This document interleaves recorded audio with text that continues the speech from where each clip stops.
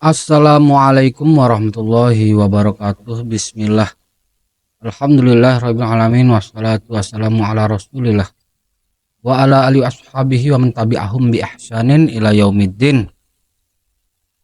Segala puji bagi Allah Tuhan semesta alam yang telah menciptakan kita dari diri yang satu, yaitu Adam alaihissalam. Musibah ya musibah, lagi-lagi ada musibah bolak-balik dari dulu hingga sekarang. Musibah-musibah seperti ini selalu terus bermunculan, yaitu pencabulan, pemerkosaan, pelecehan seksual di dunia pendidikan, khususnya pesantren. Dan yang menjadi sorotan, yang sering menjadi sorotan adalah pesantren-pesantren dari kelompok yang lahir pada tahun 1926. Bagaimana kejadian seperti ini terus berulang lagi setiap tahunnya. Ada saja. Jika kita telusuri ya lebih dalam lagi berkaitan sistem manajemen kepondokan yang dialami atau yang dilakukan oleh kelompok Salafi yang digelari Wahabi, alhamdulillah ya, belum pernah terjadi hal-hal seperti ini. Semoga Allah selalu menjaganya ya dari hal-hal tersebut. Pertarungan pemikiran di antara kedua kelompok ini seringkali berakhir pada memegang prinsip pendalilan yang pada akhirnya lebih kepada menghargai pendapat atau pengamalan masing-masing kelompok tersebut.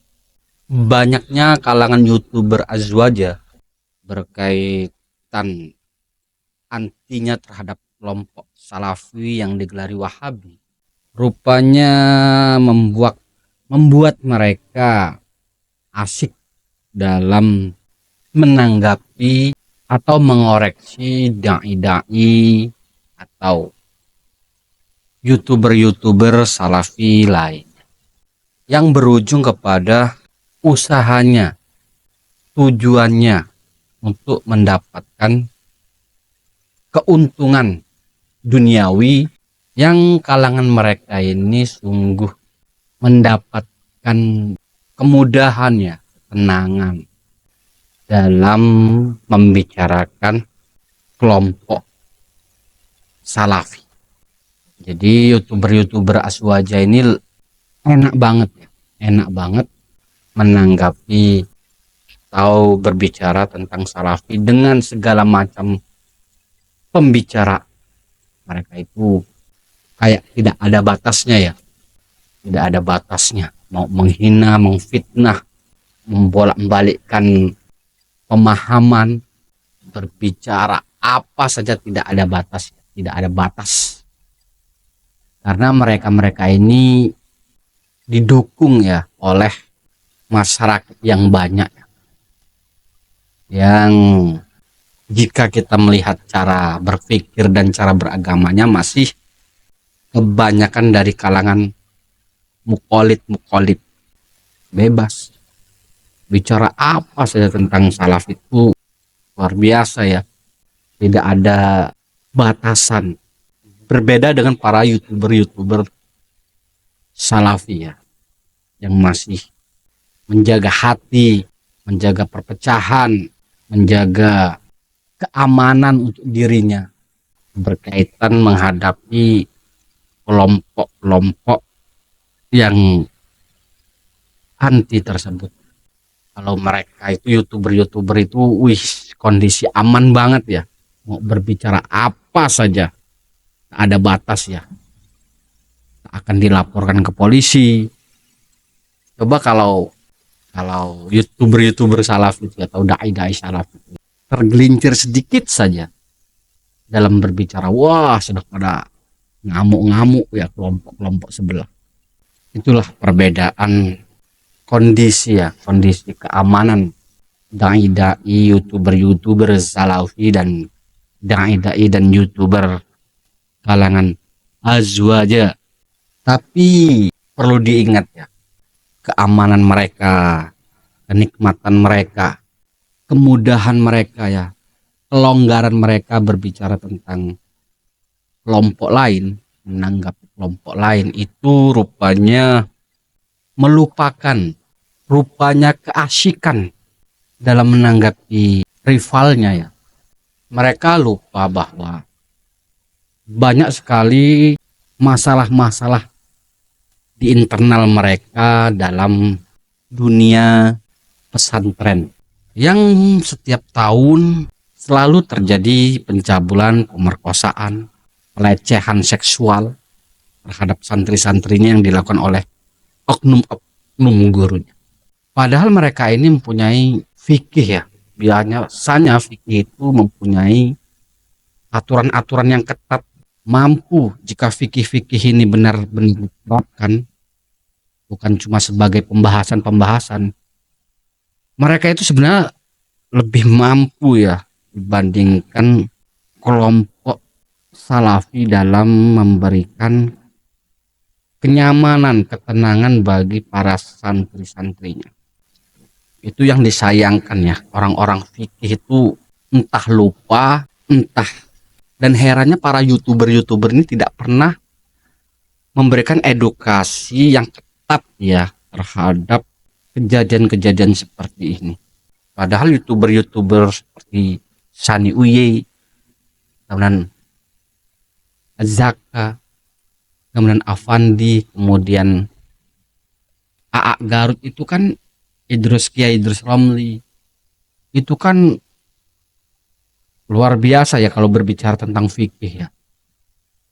Tapi sepertinya mereka ini senangnya cuma ya pembahasan dan senangnya cuma membantah kelompok lain ya.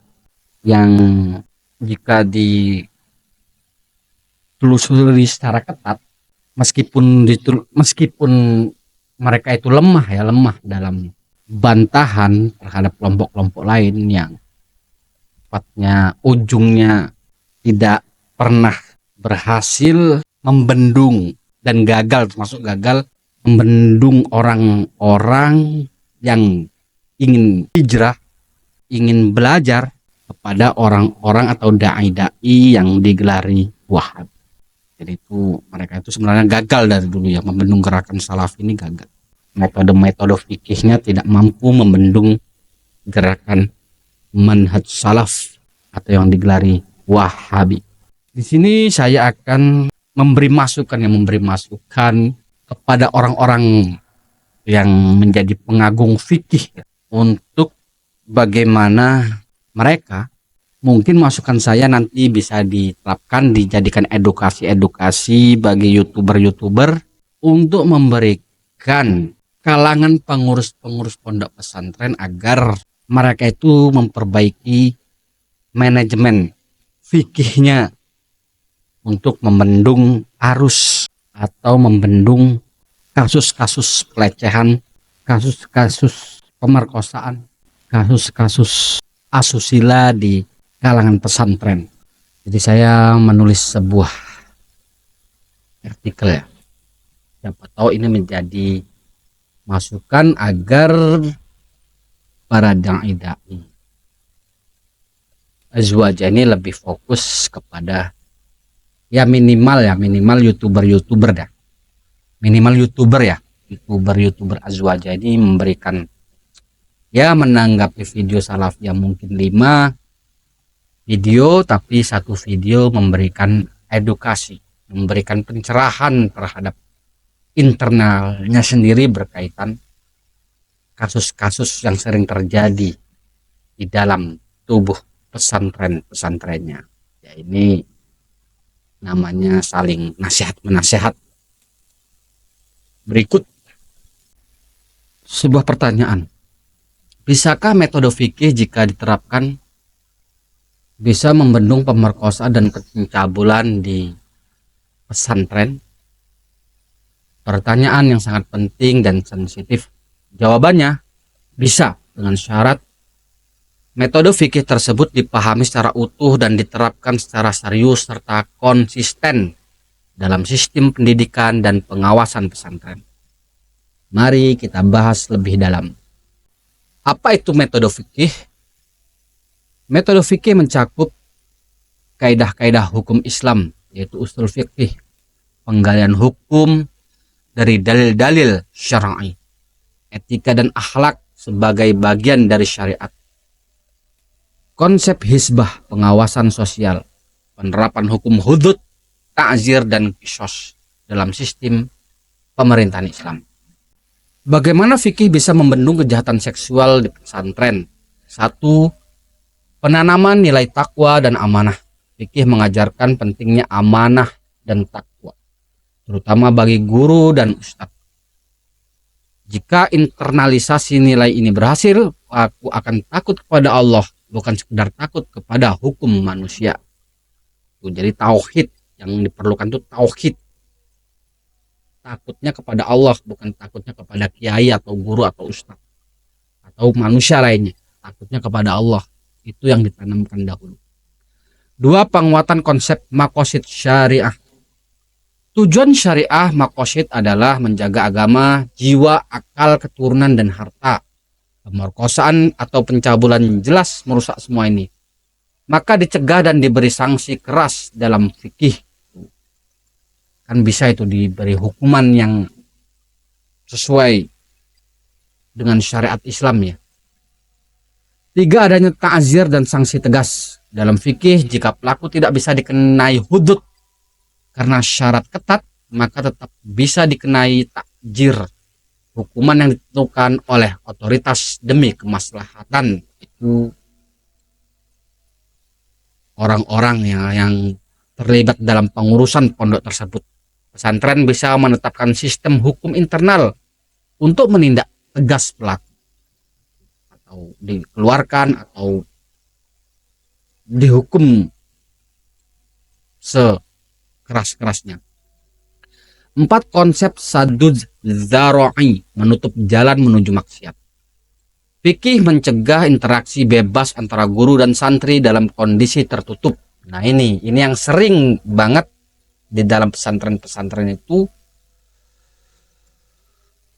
sepertinya kurang diterapkan karena memang terkadang di dalam pesantren-pesantren atau pesantren-pesantren NU terkadang kurang ketat ya hal seperti ini. Berbeda dengan salaf itu terkadang membangun sebuah pondok pesantren itu antara pesantren putri dan pesantren putra itu sudah berbeda lokasi ya, berbeda tempat jauh, bisa sampai beda desa bisa ada. Penerapan ini dapat menghindari peluang terjadinya pelecehan. 5. Pengawasan dan transparansi. Dalam fikih ada konsep hizbah, mengawasi dan mencegah kemungkaran secara sistematik. Ini bisa saja dilakukan khusus ya kan, karena lembaga pesantren itu bisa membentuk secara independen ya, orang yang mungkin dikasih otoritas kepada pondok pesantren dan dia itu tidak bisa diatur oleh pesantren dalam hal-hal memberi hukuman terhadap pelaku-pelaku seperti ini, pelaku-pelaku asusila ya dan seterusnya. Dibentuk lembaga pengawasan independen dalam pesantren sangat sesuai dengan semangat ini. Nah itu tadi. Kenapa kasus masih terjadi di pesantren. Kenapa kasus-kasus ini masih sering terjadi di pesantren? Satu, karena fikih hanya jadi teori, tidak jadi sistem kontrol nyata. Itu jelas ya. Jadi memang kebanyakan fikih yang dikembangkan lah oleh orang-orang itu seperti bahan perdebatan-perdebatan saja ya, dalam apalagi dalam kajian-kajian Basaul Masail ya. Cuma jadi pembahasan dan lebih kepada yang ditampakkan itu, yang ditonjolkan itu kecerdasan, hujah dan hujah. Karena dalam Basaul Masail itu apa saja dibahas, hal-hal yang ibaratnya ya, yang paling terkecil-kecil sekecil-kecilnya. Kalau bisa daki anjing yang nempel di mobil itu aja dibahas. Itu karena sibuk-sibuk hal-hal seperti itu tanpa berpikir hal itu penting atau tidak. Hal itu bakal terjadi atau tidak itu terkadang kurang teliti ya. Apalagi berkaitan senangnya ya membela tradisi-tradisi yang sudah ada, meskipun terkadang itu bertolak belakang dengan Al-Quran dan Sunnah. Kenapa kasus masih terjadi di pesantren? Yaitu yang pertama adalah fikih hanya jadi teori, tidak jadi sistem kontrol nyata. Dalam sejarah Islam, fikih bukan sekedar ilmu, tapi alat sosial dan hukum yang mengatur kehidupan masyarakat. Ia hidup dalam bentuk fatwa yang ditaati, qadhi hakim yang menjalankan syariat, serta masyarakat yang menginternalisasi nilai-nilai halal haram. Namun kini fikih sering hanya hadir di ruang kelas, buku atau ceramah, bukan dalam sistem sosial atau pemerintahan. Akibatnya fikih kehilangan daya tekan sosial tanpa kontrol masyarakat dan hukum syariat. Orang merasa aman melakukan dosa selama tidak ketahuan. Kemudian sekularisasi sistem hukum dan moral. Negara tidak lagi menggunakan syariat sebagai dasar hukum, termasuk soal zina, ikhtilat, khalwat, dan lainnya. Minimnya pengawasan komunitas. Dulu masyarakat muslim menjaga satu sama lain, sekarang privasi jadi tameng. Bahkan untuk maksiat, pengajaran fikih tidak menumbuhkan rasa takut kepada Allah. Ilmu hanya jadi hafalan, bukan pembentuk keimanan dan kesadaran diri. Media dan budaya populer melawan nilai fikih. Nilai-nilai liberal dan permisif masuk lewat media, meruntuhkan batasan halal haram secara perlahan di dalam pesantren-pesantren. Solusinya bukan sekedar menyebarkan teori fikih, tapi menghidupkannya dalam sistem pendidikan yang membentuk karakter, komunitas yang saling menasihati, dan media dakwah yang kreatif dan menyentuh hati. Nah itu. Kemudian yang kedua adalah ada budaya tutup aib yang salah dipahami. Ini adalah poin yang sangat penting dan sensitif, yaitu budaya menutup aib yang disalahpahami justru menutup-nutupi kemaksiatan, termasuk kasus asusila di pesantren dan lembaga agama. Jika kita uraikan, menutup aib bukan membiarkan maksiat. Ketika budaya salah paham membungkam keadilan. Islam memang mengajarkan untuk menutup aib, sebagaimana sabda Nabi SAW, barang siapa menutup aib saudaranya, maka Allah akan menutup aibnya di dunia dan akhirat. Namun menutup aib tidak berarti menyembunyikan kejahatan, apalagi menyangkut kekerasan seksual, pelecehan anak atau santri, penyelewengan amanah dalam lembaga agama. Kesalahan fatal dalam memahami menutup aib, yaitu menghindari proses hukum demi nama baik lembaga. Padahal Islam menegakkan keadilan, bahkan Nabi SAW menegur sahabat dekatnya yang ingin melindungi pelaku pencurian, kemudian memaksa korban diam dengan alasan jangan buka aib ustadz atau kiai. Ini bukan menjaga kehormatan, tapi bentuk pembiaran terhadap kezaliman. Kemudian memindahkan pelaku tanpa memberi sanksi. Pelaku asusila hanya dipindahkan ke cabang lain, bukan ditindak. Ini malah memperluas bahaya, kemudian membuat korban merasa berdosa saat melapor. Akhirnya korban trauma dua kali, oleh pelaku dan oleh sistem yang menutup mulutnya. Islam tegas terhadap asusila, zina, dan pelecehan adalah dosa besar. Ada proses hisbah. Solusi yaitu mengembalikan makna menutup aib sesuai syariat. Bedakan antara maksiat pribadi dan kejahatan publik. Kalau kejahatan sudah berdampak ke orang lain, itu bukan lagi aib pribadi. Bangun sistem pelaporan aman di pesantren. Korban harus punya tempat untuk mengadu, bukan diminta diam.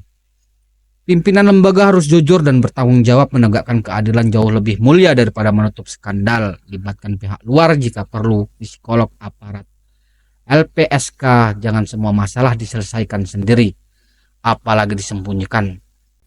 Yang ketiga, kenapa kasus masih terjadi di pesantren, yaitu figur ustadz dianggap suci tanpa kontrol. Hal ini sangat krusial ya, figur ustadz atau kiai sering dianggap suci, bebas dari kritik dan tak bisa disentuh. Padahal Islam tidak mengenal konsep manusia suci selain para nabi. Ustadz bukan malaikat ketika figur agama dianggap suci tanpa kontrol. Pengkultusan figur agama. Banyak masyarakat terutama di perdesaan atau komunitas tradisional menganggap ustadz, kiai, atau guru pesantren sebagai sosok suci.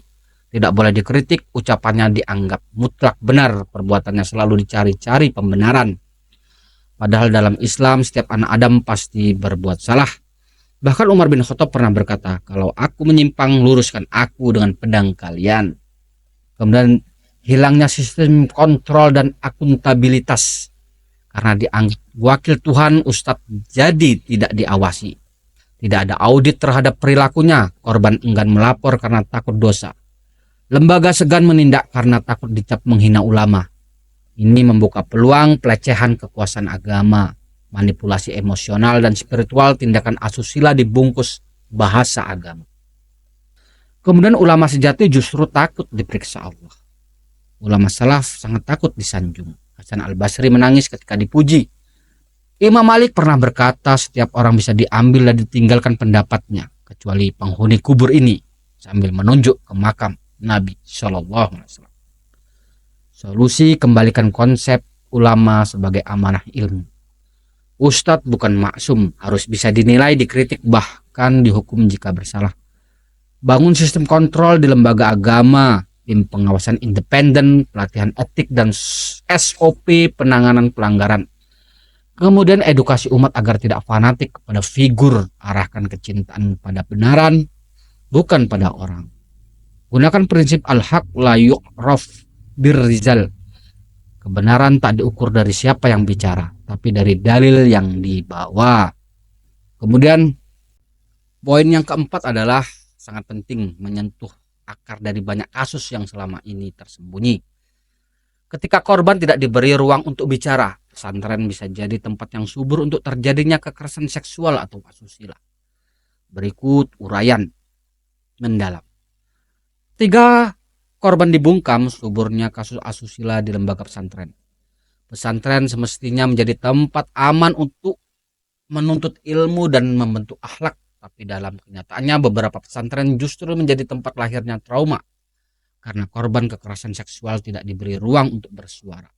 Budaya diam dan takut melapor. Korban takut tidak dipercaya, takut dicap memfitnah ustadz atau kiai, takut dikeluarkan atau dipermalukan, takut dilabeli tidak taat. Akhirnya mereka memilih diam, menyimpan luka sendiri. Kemudian lingkungan tertutup, potensi penyalahgunaan. Pesantren yang terlalu tertutup dari pihak luar tanpa pengawasan independen menciptakan lingkungan ideal bagi pelaku, bebas berkeliaran tanpa takut hukuman, bisa mengancam korban dengan status dan kekuasaan, bahkan bisa menyalahgunakan bahasa agama untuk membungkam. Pembiaran oleh pengelola, dosa kolektif. Ketika pimpinan pesantren menutupi laporan, tidak menindak tegas pelaku, malah memindahkan pelaku ke tempat lain, maka mereka ikut terlibat dalam dosa dan kezaliman. Barang siapa membiarkan kezaliman padahal ia mampu menghentikannya, maka ia menjadi bagian dari kezaliman itu. Efek jangka panjang korban, trauma psikologis umur hidup, hilangnya kepercayaan pada agama dan lembaga Islam. Ada korban yang akhirnya keluar dari Islam karena luka yang tak pernah diproses. Solusi yaitu beri korban ruang untuk berbicara. Bangun sistem pelaporan rahasia dan aman seperti kotak aduan tertutup, hotline internal, atau akses ke konselor luar pesantren. Sediakan pendampingan psikologis dan spiritual. Ulama dan psikolog harus bekerja sama dalam menangani korban, bukan malah menyalahkannya. Lakukan audit etik secara rutin. Jangan biarkan kekuasaan keagamaan tanpa kontrol. Libatkan pihak luar dalam investigasi. Tidak semua masalah bisa diselesaikan secara internal. Edukasi santri tentang hak mereka. Santri harus tahu dilecehkan bukan salah mereka, dan mereka punya hak untuk bersuara. Kemudian lemahnya sistem pengawasan dan pelaporan. Lemahnya sistem pengawasan dan pelaporan di dalam pesantren menjadi celah besar terjadinya kasus asusila dan kekerasan seksual. Berikut uraian lengkap yang bisa kamu gunakan untuk edukasi masyarakat atau konten dakwah. Jadi baiknya sering membuat konten dakwah ya para YouTuber azwaja agar bisa menyelamatkan nama baik pesantren-pesantrenmu dan menyelamatkan umat manusia dari kekejaman para orang-orang yang melecehkan seksual, melakukan pelecehan seksual. Ketika sistem lemah, maksiat jadi mudah pesantren dan celah asusila. Pesantren adalah benteng pendidikan Islam, tempat membentuk akhlak, iman, dan ilmu. Namun tanpa pengawasan dan sistem pelaporannya kuat, pesantren justru bisa jadi tempat yang rawan maksiat tersembunyi, terutama dalam bentuk pelecehan seksual, kekerasan terhadap santri, penyalahgunaan otoritas agama. Tidak ada sistem pengawasan yang jelas. Siapa yang mengawasi ustadz? Kebanyakan pesantren hanya punya struktur satu arah. Santri tunduk pada kiai ustadz tanpa ada mekanisme kontrol balik. Tidak ada tim etik atau kode perilaku yang diawasi. Banyak pelanggaran etika dibiarkan karena tidak ada SOP atau sanksi internal. Ketiadaan mekanisme pelaporan yang aman. Santri tidak tahu harus melapor ke siapa. Takut dilabeli pembangkang, pendosa, atau penyebar fitnah. Pelapor malah bisa diintimidasi atau dipaksa minta maaf. Akibatnya pelaku merasa aman. Lingkungan sunyi, surga bagi predator. Dominasi figur agama tanpa transparansi. Ketika ustadz atau kiai punya kekuasaan absolut tanpa transparansi, mereka bisa menyalahgunakan peran spiritual. Tidak ada proses audit atau pertanggungjawaban moral. Kasus diselesaikan secara internal tanpa prosedur hukum. Banyak pesantren menolak melibatkan aparat hukum dengan alasan menjaga nama baik. Akhirnya pelaku dimaafkan tanpa sanksi, korban dipaksa diam, masalah dipendam, dan terulang lagi di masa depan. Pesantren. Solusi pesantren harus punya sistem perlindungan santri, buat SOP pelaporan dan investigasi internal. Setiap pesantren perlu punya sistem yang adil, bukan hanya berdasarkan rasa hormat pada kiai. Bentuk tim pengawasan independen melibatkan alumni, tokoh masyarakat, dan psikolog sebagai dewan etik. Edukasi semua pihak soal hak korban dan kewajiban lembaga, termasuk kewajiban untuk melibatkan hukum negara bila ada unsur pidana. Transparansi dan evaluasi rutin. Jadikan setiap pelanggaran sebagai pelajaran, bukan aib yang harus ditutup. Pesantren kuat bukan yang tak pernah ada kasus, tapi yang berani membenahi sistem agar maksiat tak berakar. Membangun sistem bukan berarti tidak percaya pada ustadz, tapi justru cara menjaga marwah dan amanah ilmu syar'i. Kalau kamu tertarik, aku tuh pentingnya fikih diterapkan ya. Orang-orang azwaja itu fikih diterapkan. Lebih fokus saja ya, bikin video tanggapan terhadap Wahabi 5 video, tapi buat video untuk memberikan edukasi berkaitan pesantren 2 video. Karena selama ini youtuber azwaja ini tidak ada ya, kecerdasannya tuh tumpul jika berbicara tentang kasus-kasus asusila di pesantren. Penting ya, karena ini jiwa kemanusiaan saya ya, memberikan masukan kepada para youtuber azwaja. karena ini penting ya, daripada memikirkan, ya nggak apa-apa lah jika ingin menanggapi kelompok lain ya, tapi cobalah memberikan edukasi-edukasi berkaitan pesantren-pesantren, karena belum pernah ada ya youtuber-youtuber azwaja ini seperti yang hebat-hebat itu, yang cerdasnya nggak ketulungan ya, cerdas keluar, bodoh ke dalam. Ya semoga bermanfaat. Subhanakallahumma wabihamdika asyhadu an la ilaha illa anta. Assalamualaikum.